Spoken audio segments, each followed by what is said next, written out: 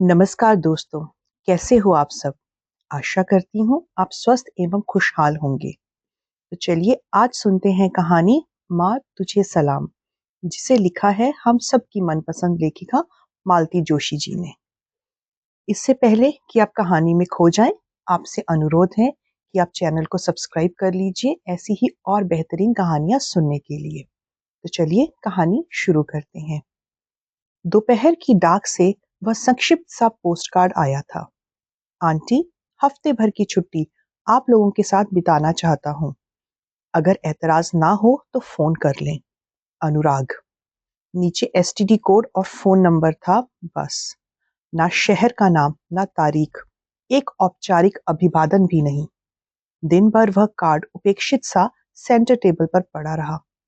बेटियां स्कूल से लौटी तो आते ही उनकी नजर पड़ी। माँ, यह अनुराग कौन है? मीनल ने पूछा। जनाब आना चाहते हैं पर अपना पता ठिकाना नहीं दे सकते।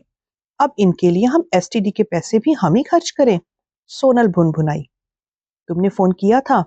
नहीं, पापा को आने दो, उनसे बात करके फिर सोचेंगे।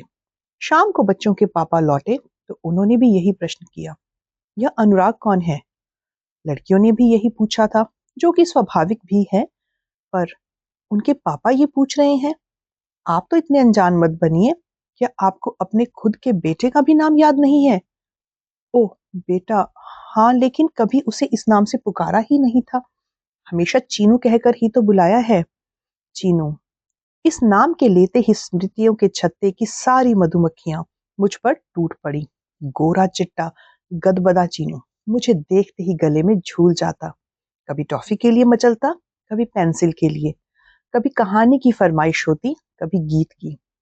उसके साथ अक्सर ही क्रिकेट भी खेलना पड़ता था।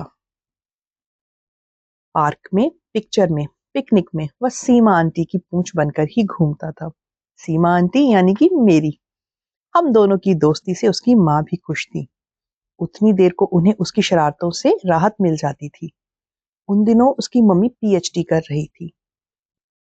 घर गृहस्थी और नौकरी के बाद अध्ययन के लिए बहुत कम समय मिल पाता था। इसलिए उस घर में मेरा स्वागत बड़ी गर्मजोशी से होता था। मैं वहां केवल बच्चे को ही नहीं देखती थी, शाम के चाय नाश्ते के झंझट से भी उन्हें मुक्ति दिला देती थी। कितनी बार तो मैंने उनके लिए फुलके भी सेक दिए। धीरे धीरे वह घर जैसे मेरा ही हो गया था।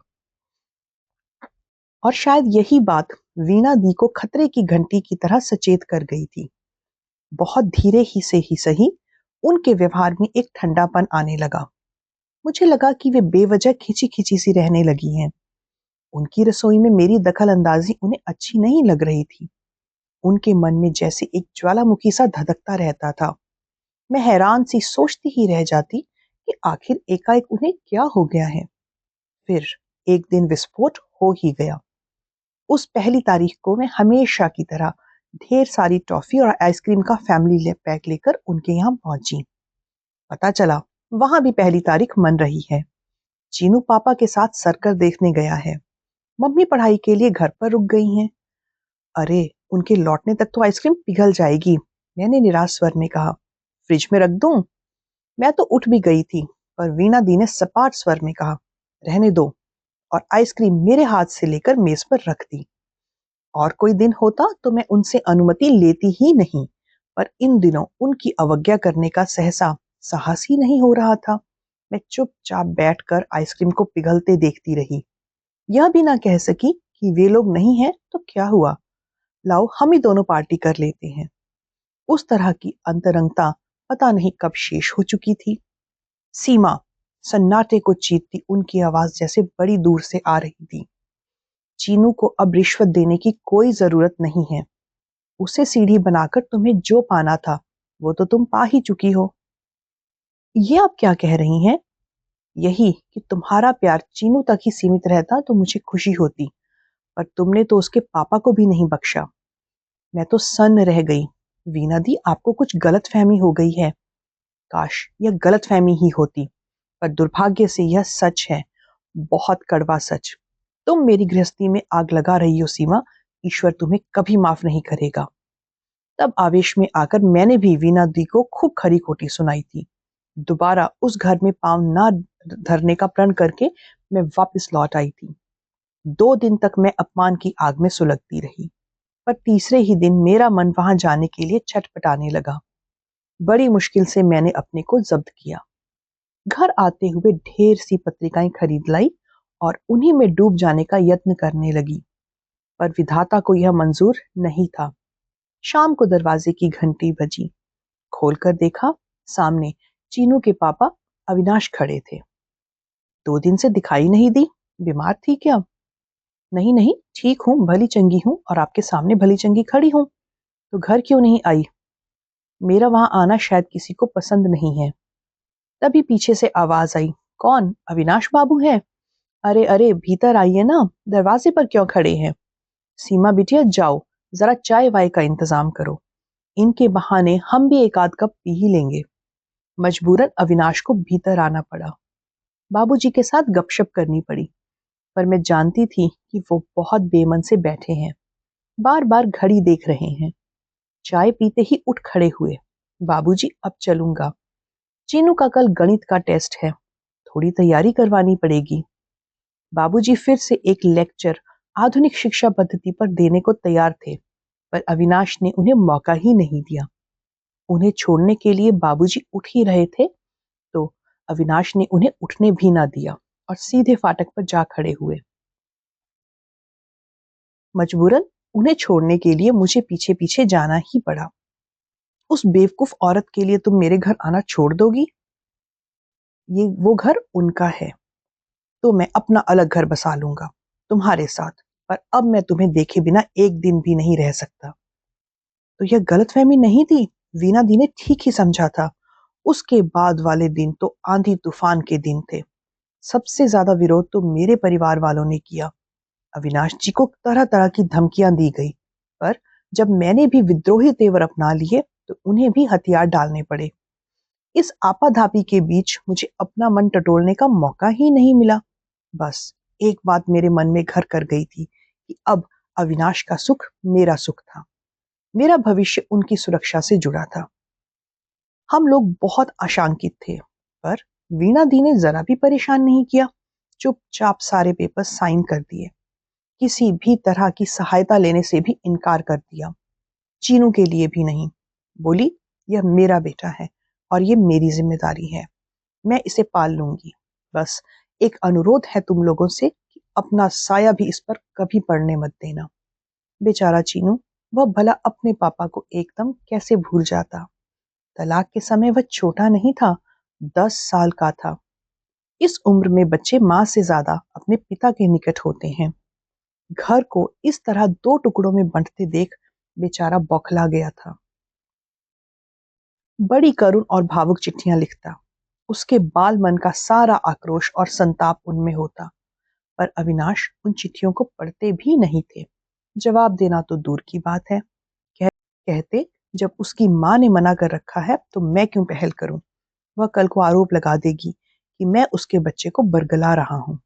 वे चिट्ठियां पढ़ते और फाड़ देते, पर फिर उस दिन रात रात भर सो नहीं पाते। 2-3 साल बाद पत्रों का सिलसिला भी कम होते होते अपने आप थम गया। एक तरफा कारोबार था, आखिर कब तक चलता? उसके बाद पहला पत्र अभी 8-10 महीने पहले आया था। पत्र क्या था? शोक संदेश था। काली रेखाओं से घिरे कार्ड में अंकित था कि डॉक्टर वीणा त्रिवेदी अमुक अमुक तारीख को महाप्रयाण कर गई हैं। उनकी त्रयोदशी अमुक तारीख को है। नीचे यही हस्ताक्षर थे, अनुराग। मैंने उनसे पूछा, जाओगे नहीं? जाने लायक कोई रिश्ता बचा है? पर नाम तो वे आपका ही लगाती थी ना। मेरी बला से। लेकिन मैं इतनी आसानी से उस समाचार को खारिज नहीं कर पाई थी। उनकी त्रयोदशी तक मैंने अपने घर में एक भी पार्टी नहीं होने दी। ना घर में मीठा बनाया, ना बाजार से आने दिया। 13वीं वाले दिन देवी के मंदिर में जाकर पंडित जी को सीधा और दक्षिणा दी। माता को साड़ी, चूड़ी और समस्त सुहाग के आभूषण अर्पित किए। यह सब मैंने इनसे छिप कर किया, और यह सब मैंने किसी स्नेह या श्रद्धा के वशीभूत होकर नहीं किया था। इसके मूल में डर था। दरअसल उन दिनों अम्मा यहीं थी। उन्होंने कहा था, मरी हुई सौत जिंदा सौत से भी ज्यादा खतरनाक होती है। उस रात देर तक करवटें बदलते रहने के बाद मैंने पूछा था, सुनिए, चीनू की चिट्ठी का क्या जवाब देना है? मुझे क्या पता, तुम्हें चिट्ठी लिखी है, तुम ही जवाब दो। उनके स्वर में अपमान का दंश साफ झलक रहा था। वह तो हमेशा आपको ही पत्र लिखता था, मैंने याद दिलाया, पर आपने कभी भी उनका उत्तर ही नहीं दिया। इस प्रश्न के उत्तर वे में करवट बदलकर लेट गए। इसका मतलब था, अब जो भी निर्णय लेना था मुझी को लेना था, और कुछ भी निर्णय लेने से पहले बच्चियों को विश्वास में लेना था। यूं तो वह जानती थी कि हमारी शादी आम लोगों से कुछ अलग हुई थी। शादी के एल्बम जैसी कोई भी चीज घर में नहीं थी। ना मामा, मौसी, चाचा, बुआ, किसी भी तरह के रिश्तेदारों के घर में आमदरफ्त नहीं थी। कभी कभार मेरी अम्मा जरूर आ जाती थी। यह सिलसिला भी बाबूजी की मृत्यु के बाद ही शुरू हुआ था। मेरी भाभीियों का वश चलता तो वे अम्मा को सदा के लिए ही मेरे पास छोड़ देती। सुबह सोनल, मीनल, उन दोनों की चोटियां बांधते हुए मैंने कहा, बेटा, तुम्हारे बड़े भैया हम लोगों से मिलने आ रहे हैं। कौन से भाई? मीनल ने पूछा। अरे वही जो पत्र कल आया था ना, वही भैया। वह हमारे भाई कैसे होंगे? मतलब चचेरे, फुफेरे, ममेरे कैसे भाई? यह तुम्हारे बड़े भाई हैं, मैंने सोनल की बात काटते हुए कहा। मतलब तुम्हारे पापा के ही बेटे हैं, बस उनकी मम्मी अलग है। इतनी सी बात कहते हुए भी मुझे पसीना छूट गया था। ये हमारे भाई साहब अब तक कहाँ थे? मीनल के स्वर में व्यंग्य था। पढ़ रहे थे, अपने मामा के यहाँ थे, अब शायद जॉब कर रहे हैं। लड़कियों ने एक दूसरे को देखकर मुंह बिचका दिया और बिना कुछ कहे तैयार होने चली गईं। उनका कुछ ना कहना ही उनकी उपेक्षा और उदासीनता का परिचायक था।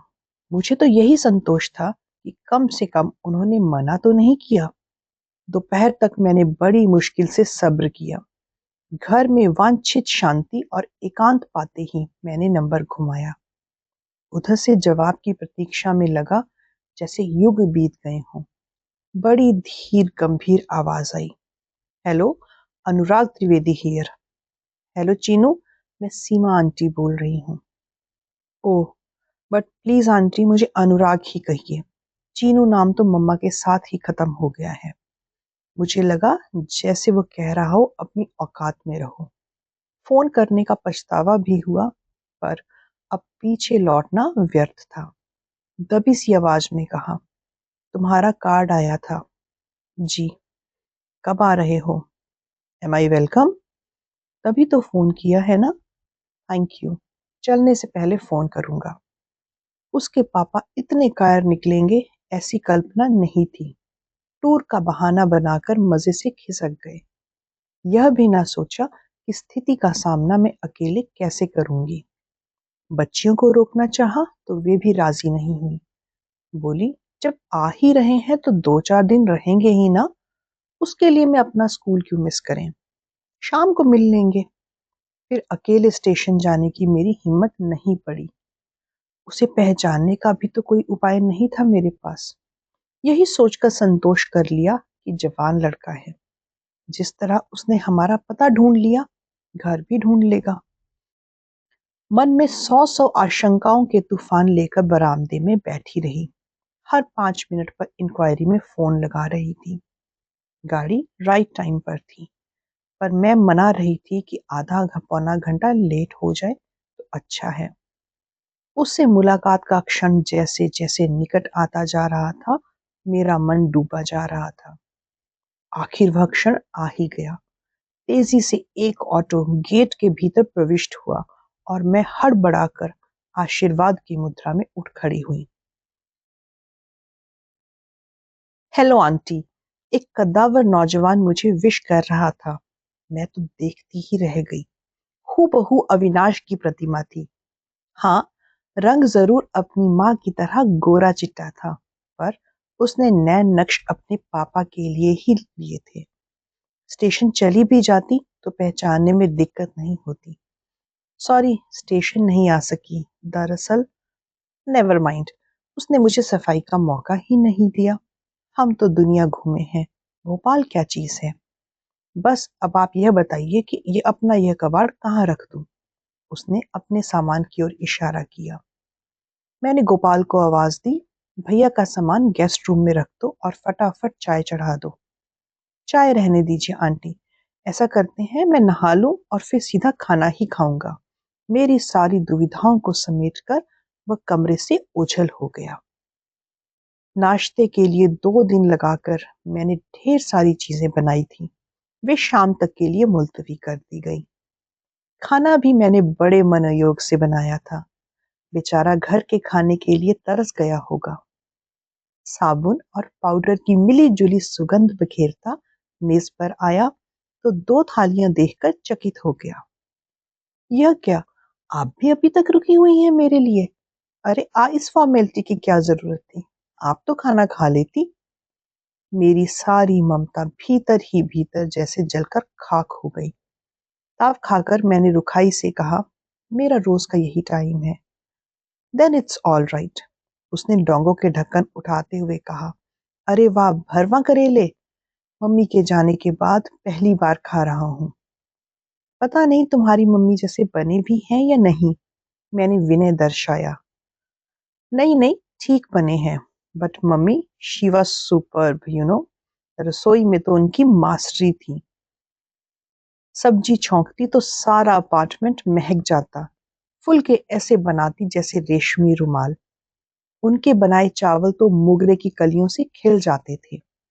उसका स्तुति पाठ लंबा चलता रहा। सामने रखी थाली के रस और स्वाद से वह बेखबर ही रहा था। पूरे भोजन के दौरान उसने मेरी प्रशंसा में एक शब्द भी नहीं कहा। पता नहीं वह यह सब कुछ जानबूझकर कर रहा था या बहुत दिनों बाद माँ के विषय में बोलने का अवसर मिला था इसलिए। लेकिन मैं बहुत नर्वस हो गई थी। मेरा तो आत्मविश्वास ही जाता रहा। वह जितने दिन रहा, खाना बनाते समय मैं एक हीन बोझ से भर जाती। कभी दाल में नमक छूट जाता या फिर सब्जी में मिर्च तेज हो जाती। मेरी सारी मास्टर डिशेस उन दिनों फ्लॉप साबित हुई। हर बार उसे अपनी माँ के पाक कला के गुणगान गाने का और याद करने का एक सुनहरा अवसर मिल जाता था। शाम की चाय पर गरम समोसे बनाने का प्लान था, पर दोपहर के खाने के बाद मुझ में ना तो उत्साह रहा और ना ही उमंग। मन में एक तनाव भी था। अभी तो उसका सामना बच्चियों से भी होना था। पता नहीं वह भेंट क्या रंग लाएगी। यह बैठे बिठाए मैंने क्या मुसीबत मोल ले ली। जिस समय बच्चियां स्कूल से लौटी, हम लोग शाम की चाय ले रहे थे। वे हमेशा की तरह चहकती हुई घर में दाखिल हुई, पर अपरिचित अतिथि को देखकर दरवाजे में ही ठिठक गई। शायद उसके आने की बात इस बीच उनके मन से उतर चुकी थी। मैंने परिचय की रस्म निभाने का सोचा और यही सोचकर मैं उठ खड़ी हुई, लेकिन मुझसे पहले ही वह उठा और बोला, हेलो, आई एम अनुराग और आप दोनों ठहरिए, लेट मी गेस। और उसने अक्कड़ बक्कड़ बम्बे बो की तर्ज पर अंग्रेजी में कुछ बुदबुदाना शुरू किया और कुछ ही क्षणों में मीनल के कंधे पर हाथ रखकर बोला, you are Meenal, am I right? मुझे डर लगा कि तुरंत मिजाज मीनल अभी उसका हाथ झटक देगी, पर वह तो आंखों में आश्चर्य भरकर अपलक उसे देख रही थी। आपने कैसे पहचाना? इंट्यूशन, इंट्यूशन यंग लेडी, हम बिना बताए भी सब कुछ जान लेते हैं। यह इंट्यूशन क्या होता है? भोली भाली सोनल ने पूछा। एक विद्या होती है, चाहो तो तुम लोगों को भी सिखा दूंगा, पर फिलहाल मैं तुम्हारा यह खूबसूरत शहर देखना चाहता हूँ। इसके लिए मुझे तुम्हारी सहायता की जरूरत है। क्या तुम मेरी गाइड बनना पसंद करोगी? ओ श्योर, दोनों ने एक साथ खूब उत्साहित होकर कहा। तो अपनी यह नामाकुल वर्दियां उतारकर इंसानों के वेश में आ जाओ, फिर अपन घूमने चलेंगे। दोनों ने सीधे अपने कमरे की राह ली। उन्हें नाश्ता करने का भी होश नहीं रहा। अनुराग ने ये पहला राउंड जीत लिया था। दोपहर भर मैं अपनी एल्बमें दिखा दिखाकर उसे बोर करती रही थी। उस जानकारी को उसने सही ढंग से भुना लिया और मेरी किशोर बेटियां उससे अभिभूत हो गई थी। आंटी, आप भी चलेंगी क्या हमारे साथ? उसने पूछा। मैं समझ गई, यह निमंत्रण नहीं है, मात्र औपचारिकता है। तुम लोग हो आओ, मैं रात के खाने का इंतजाम करती हूँ। पर ज्यादा कुछ मत बनाइएगा, हो सकता है बाहर कुछ खाने का मूड हो आए। गाड़ी ले जाओ, मैंने स्टैंड से चाबी उतारते हुए कहा। नो थैंक्स, मैं दूसरों की गाड़ी नहीं चलाता, हम लोग ऑटो ले लेंगे, इट्स ओके। मैंने कहना चाहा कि यह दूसरों की गाड़ी नहीं है, पर उसने जिस रुखाई से इनकार किया, मनुहार की कोई गुंजाइश नहीं थी। लौटकर तीनों में से किसी ने भी खाना नहीं खाया। जब मैं खाना खा रही थी तो पास बैठकर अपने सैर सपाटे का वर्णन सुनाते रहे। खाने के बाद बच्चों ने मुझे अपने अपने उपहार दिखाए। मीनल के लिए जापानी कैमरा और सोनल के लिए जर्मनी कैसियो। दोनों एक अरसे से इन चीजों के लिए लालायित थी। इस बार दोनों के जन्मदिन पर मैंने यही उपहार देने का प्लान बनाया था, पर मेरी योजना धरी की धरी रह गई। अब फिर कुछ सोचना पड़ेगा। बहनों का तो बस एक ही काम होता है, भाइयों को लूटना।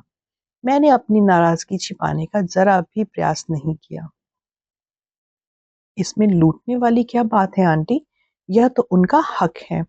यह तो मैं ही खाली हाथ चला आया था, सो इसलिए कि इन लोगों की पसंद नापसंद, शौक और चॉइसेस के बारे में कुछ भी नहीं जानता था। सोनल बोली, पता है मम्मा, जब हम जूस पी रहे थे ना तो भैया ने हमसे पूछा कि अगर अभी सेंटा क्लॉज तुम्हारे सामने आकर खड़ा हो जाए, तुम क्या मांगोगी? और इस बेवकूफ लड़की ने अपनी ख्वाहिश बता दी होगी और भैया उन लोगों के लिए सेंटा क्लॉज बन गया होगा। और इस तरह यह दूसरा राउंड भी अनुराग ने बड़ी आसानी से जीत लिया था। मेरी समझ में ही नहीं आ रहा था, मुझे इस बात पर खुश होना चाहिए कि बुरा मानना चाहिए। दूसरे दिन पिक्चर का प्रोग्राम बना।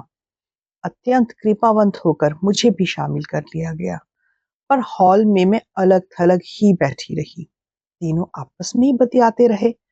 कभी नायिका के भौंडे कपड़ों के मजाक बनाते, कभी नायक के भावहीन चेहरे पर फब्तियां कसते, तो कभी बेतुके गानों की पैरोडी बनाते। फिल्म वाकई बहुत बकवास थी, पर उसके लिए पैसे खर्च किए गए थे। अपने ना सही, पर दूसरों के पैसों पर तो तरस खाना चाहिए था। इंटरवल में मैं सिर दर्द का बहाना बनाकर उठ खड़ी हुई, तो तीनों मेरे साथ हो लिए। बहुत ही बकवास फिल्म थी, मैंने कहा। मस्ती मारनी हो तो आंटी ऐसी ही फिल्म देखनी चाहिए। अच्छी फिल्में तो घर में वीडियो पर अकेले में देखने में ही मजा आता है। लड़कियों ने प्रशंसा भरी नजरों से उसकी ओर ऐसे देखा मानो उसके मुंह से फूल झड़ रहे हों। मैं तो हैरान थी, ये मेरी बच्चियां उससे इस कदर प्रभावित क्यों हैं? कहीं यह लड़का सम्मोहन विद्या तो नहीं जानता? अब मुझे डर सा लगने लगा था। बाद में ठंडे दिमाग से सोचने पर समझ आया कि इसमें आश्चर्य करने जैसा क्या है। उन बेचारियों ने तो पहली बार अपने पिता के अलावा किसी अन्य पुरुष को इतने निकट से नहीं देखा, तो आकर्षण तो स्वाभाविक ही है। फिर उसके पास आकर्षक व्यक्तित्व है, लच्छेदार बातें हैं, देश विदेश के अनुभव हैं। लड़कियों पर धाक जमाने के लिए इतना काफी है। फिर खून की कशिश, वो भी तो कोई चीज होती है ना। 2 दिन के बाद पिताश्री टूर से लौटे। बाप बेटे के इस ऐतिहासिक मिलन की मैं उत्सुकता से प्रतीक्षा कर रही थी। अपनी कल्पना में मैं उस क्षण को मैं कई बार कई तरह से देख चुकी थी, परंतु प्रत्यक्ष में वह कार्यक्रम बड़ा फुसफुसा सा रहा। मीनल और अनुराग लॉन में बैडमिंटन खेल रहे थे। मैं और सोनल दर्शक की भूमिका निभा रहे थे। तभी साहब बहादुर की जीप गेट के अंदर प्रविष्ट हुई। थोड़ी देर क्यों खेल रुक गया। मैं सांस रोककर अगले क्षण की प्रतीक्षा करती रही। पापा उतरे, अपने जवान बेटे को देखा और ठगे से खड़े रह गए। थोड़ी देर को तो वह पलक झपकाना ही भूल गए। फिर अनुराग ने ही पहल की। Hello sir. फिर उसने हाथ आगे बढ़ाते हुए कहा, सफर कैसा रहा? Fine thank you. इनकी आवाज गले में फंसती सी लगी। आप थोड़ा रिलैक्स हो लो, तब तक हम यह सेट पूरा करके आते हैं। बस बाद में मुझे भान हुआ, उसने इन्हें प्रणाम नहीं किया था, बस हाथ भर मिलाया था। प्रणाम तो खैर उसने मुझे भी नहीं किया था, पर मैंने उसकी अपेक्षा भी नहीं की थी। पर पिता के चरण स्पर्श तो कर सकता था। इस तरह उनकी अवमानना करके वह क्या सिद्ध करना चाहता था? अपना रोष या अपनी आधुनिकता, या दोनों? बुरा तो इन्हें भी जरूर लगा होगा, पर उन्होंने अपने बेटे पर इसे जाहिर नहीं होने दिया। बेटे से तो खैर अभी परिचय का सूत्रपात ही नहीं हुआ था, पर बेटियां, वो भी उनसे दूर छिटक गई थी। कहाँ तो पापा के लौटते ही उनके ऊपर झूल जाती थी, अपनी फरमाइशों और शिकायतों का पुलिंदा खोलकर बैठ जाती थी। पर आज उन्हें भी फुर्सत नहीं थी। बस हाय पापा का स्वागत वाक्य बोलकर भैया के साथ व्यस्त हो गई थी। खाने की मेज पर मैंने देखा कि अतृप्त नजरों से बेटे को निहार रहे हैं। कुछ कहने को उनके होंठ फड़फड़ा रहे हैं, पर शब्द थे कि जैसे जम गए हों। और वह इस सारी कश्मकश से बेखबर बहनों को चुटकुले सुना रहा था, पहेलियां बूझ रहा था। तीनों का एक अलग ही गुट बन गया था। हालांकि उन लोगों की उम्र में 12-14 साल का अंतर था, पर वह जैसे बेमैनी हो गया था। वह अपनी उम्र से 4-5 सीढ़ियां नीचे उतर आया था, और लड़कियां, वो भी अपना लड़कपन छोड़कर एकदम प्रगल हो गई थी। उन तीनों में गहरी छन रही थी। मुझे अच्छा भी लग रहा था, पर हम दोनों को उसने जिस तरह हाशिए पर कर दिया था, वह बेहद खल रहा था। खाने की मेज पर वही तिकड़ी चहकती रहती, हम दोनों बस श्रोता बनकर रह जाते। शाम के सैर सपाटे में तो हमारी भागीदारी थी ही नहीं। पिक्चर का कटु अनुभव मेरे पास था, इसलिए दोबारा पिक्चर जाने का सवाल ही नहीं था। एक दो बार पिकनिक का प्रोग्राम बनाया, उसने मना नहीं किया, पर खास एंजॉय भी नहीं किया। पूरे समय बंधा बंधा सा बैठा रहा। और तो और बच्चियां भी गुमसुम हो गई थी। लगा कि व्यर्थ ही इतनी दौड़ धूप की।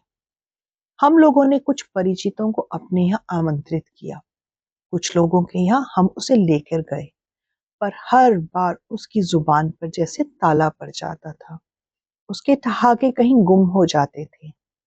एक दो बार मैंने कुरेदा तो बोला, क्या करूं आंटी, अजनबियों के सामने खुल ही नहीं पाता। हर किसी से मेरी वेवलेंथ मैच नहीं करती। जिसके साथ ट्यूनिंग नहीं होती, उससे दोस्ती भी नहीं होती। तो हम लोग किस कैटेगरी में आते हैं? मैंने पूछ ही लिया। उत्तर में वह केवल मुस्कुरा दिया। एक हफ्ता, हाँ, उसे कुल एक जमा हफ्ता ही तो यहाँ रहना था। जब आने वाला था तो यही एक हफ्ता मन पर भार सा था। लगता था इस मुंहफट लड़के को 8 दिन कैसे झेल पाऊंगी, अपनी बच्चियों के साथ उसका तालमेल कैसे बिठा पाऊंगी। पर 8 दिन फुर से उड़ गए और मुझे पता ही न चला। उसके जाने से एक दिन पहले की बात है। घर में हम दोनों अकेले थे। मैंने बात छेड़ी, अनुराग, तुम्हारी उम्र क्या होगी? 26। क्यों?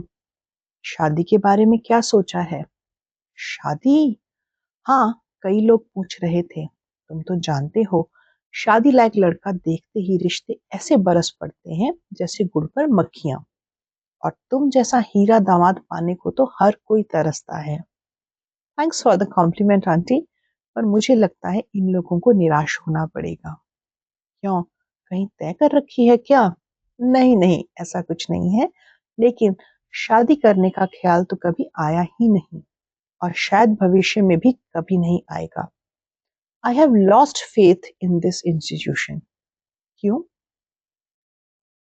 उसने मेरी आंखों में आंखें डालकर कहा, कारण आप अच्छी तरह से जानती हैं।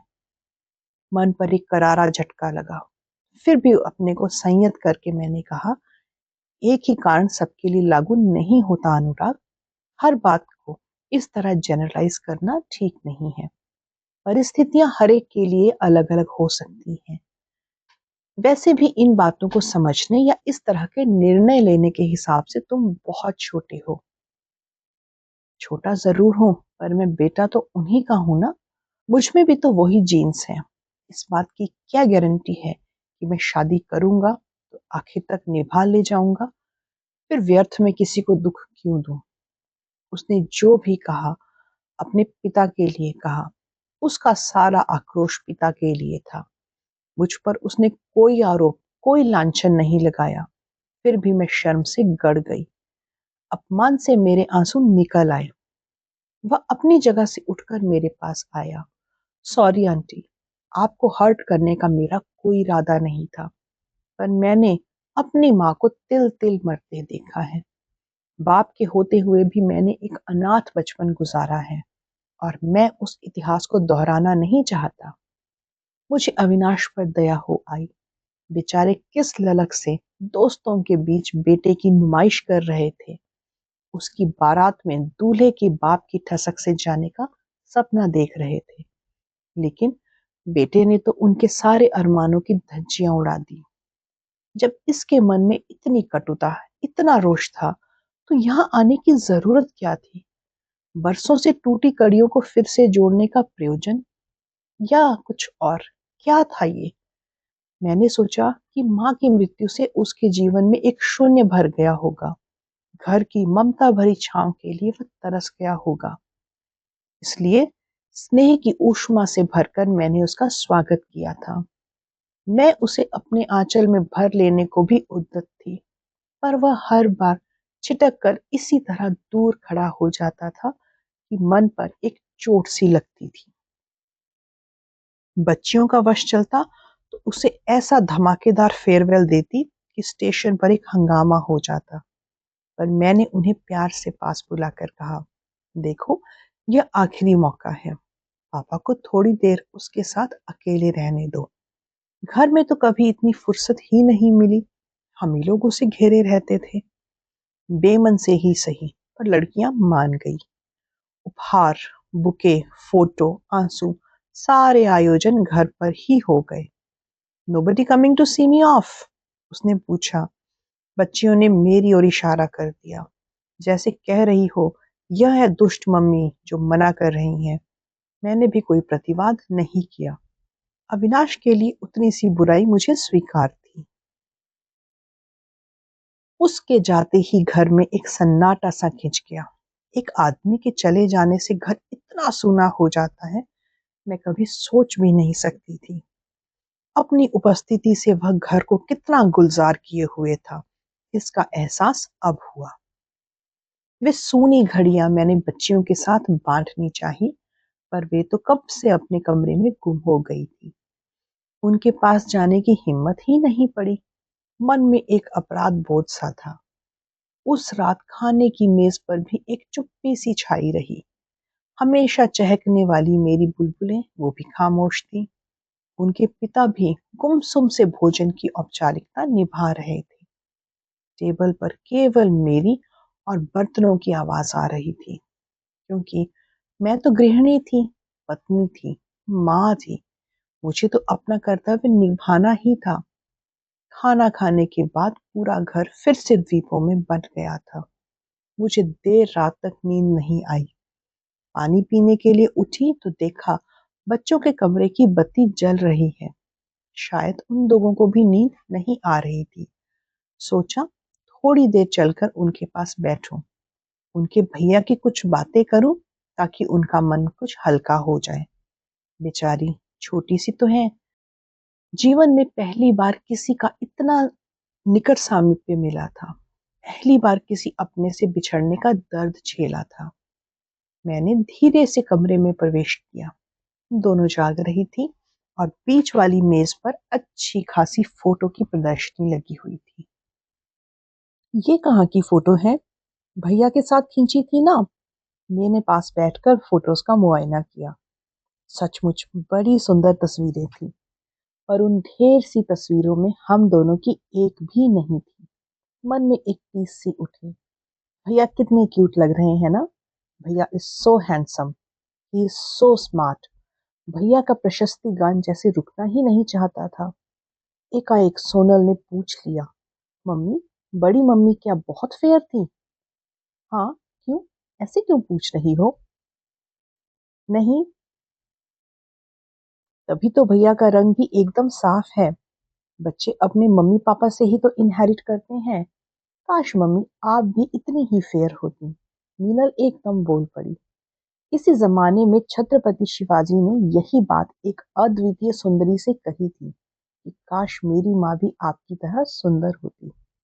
शिवाजी का यह वाक्य इतिहास बन गया, पर मीनल का यह वाक्य मेरा उपहास कर रहा था।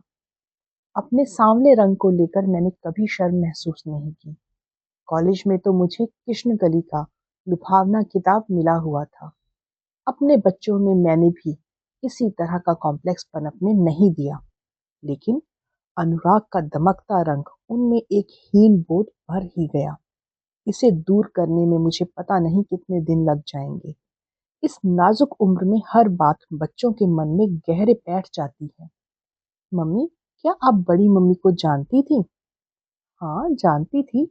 हम लोग एक ही कॉलोनी में रहते थे।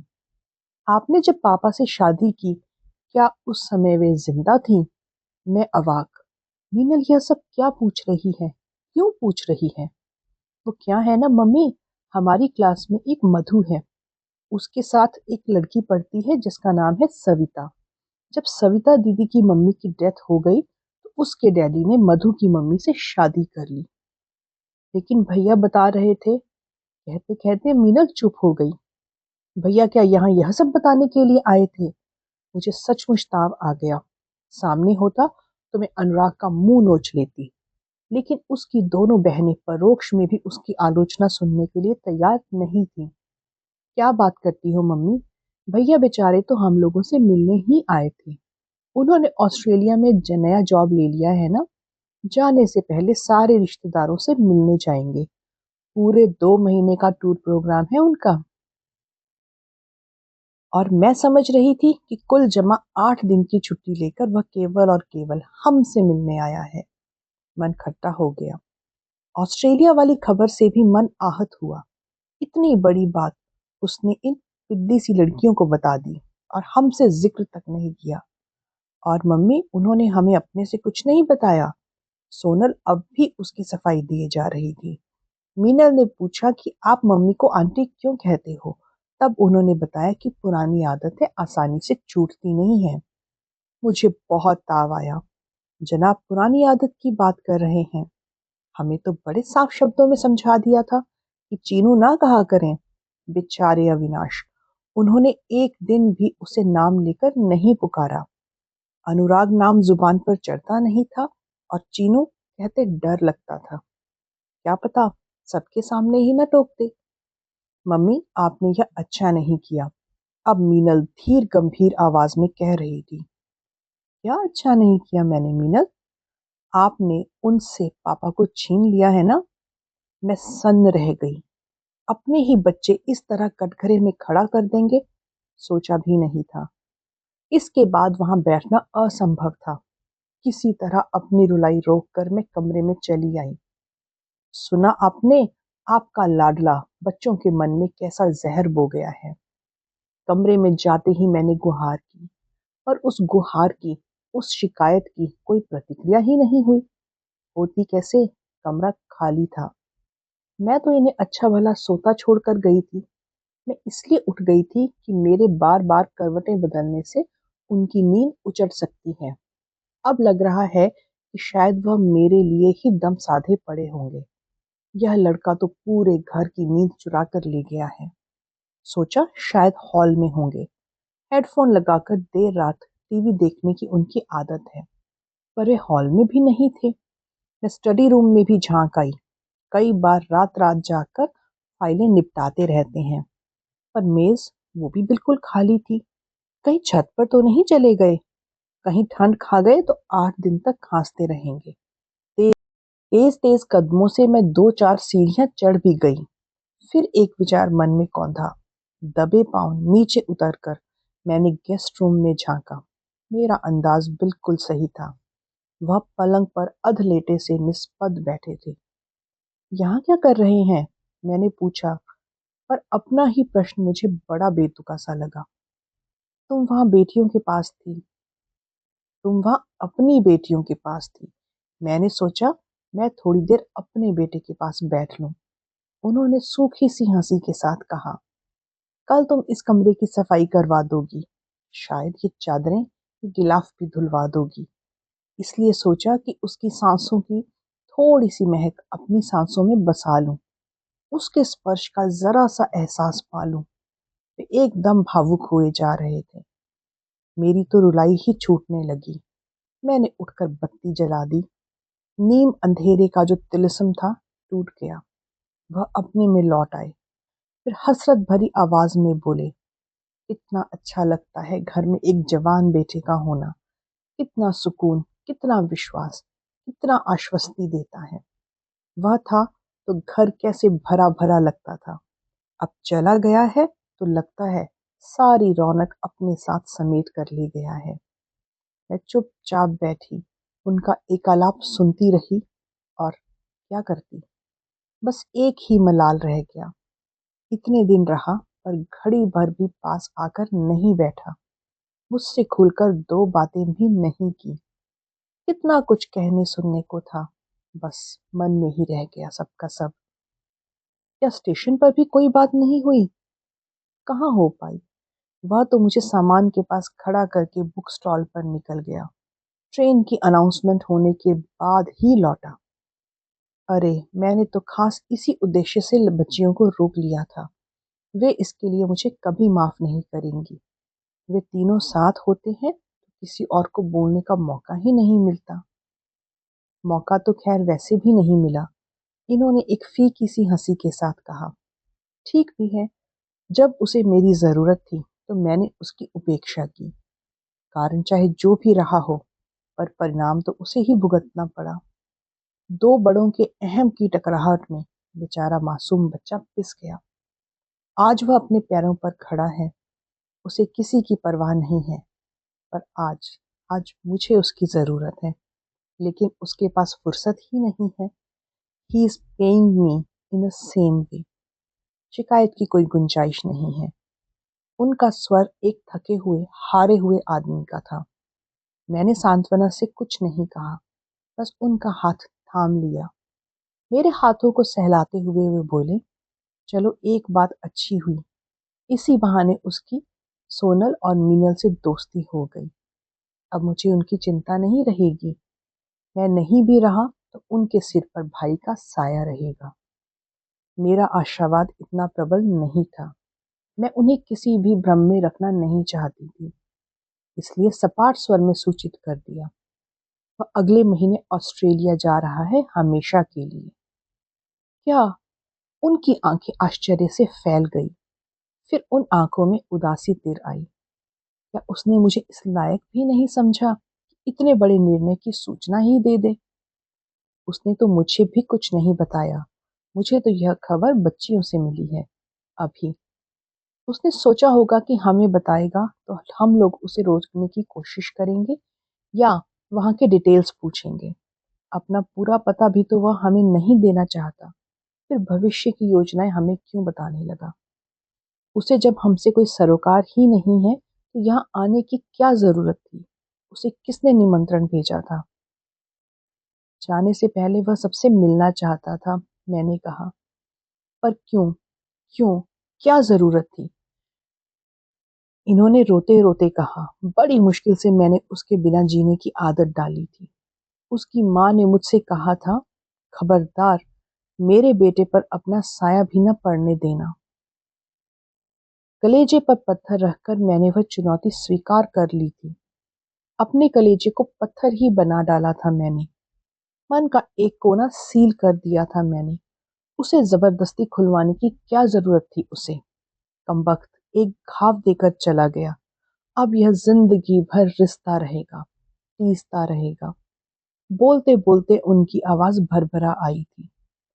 उन्होंने दोनों हाथों से अपना चेहरा ढांक लिया और आर्त स्वर में कह उठे, चीनू, तू यहाँ आया ही क्यों? क्यों?